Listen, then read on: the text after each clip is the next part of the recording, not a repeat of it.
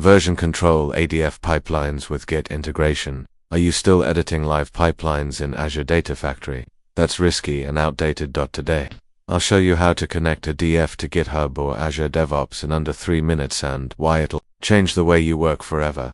Step 1. Go to Git configuration. Start by opening Azure Data Factory and go to the Manage tab. Click Git configuration. Step 2. Connect to GitHub or Azure DevOps. Choose GitHub or Azure DevOps and provide the repository URL, collaboration branch, and root folder. Step 3. Switch to Git mode.